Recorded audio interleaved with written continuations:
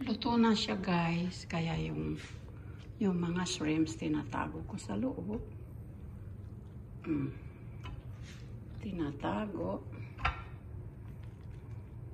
Guys, I'm always cooking with the hand, but my senior said I am washing my hands million times a day. Ayan.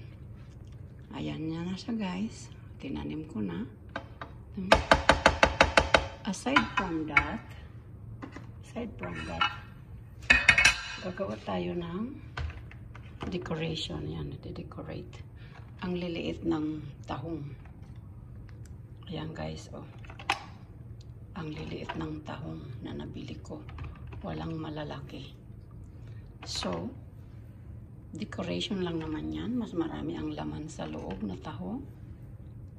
Yan. Yan. Yan. Yan.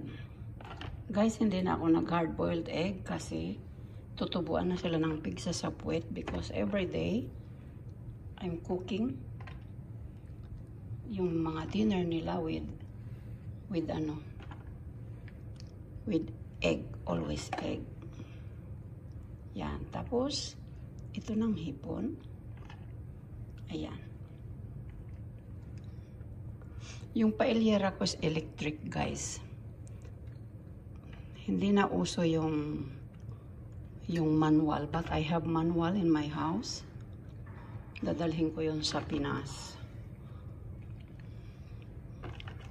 Para sa pagpaelya sa sa kahoy.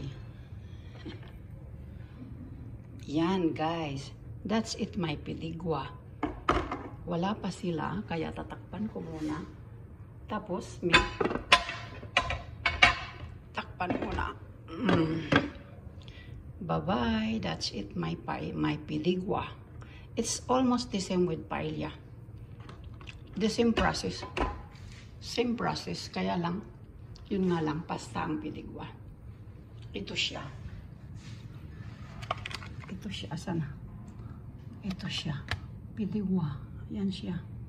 Okay, goodbye.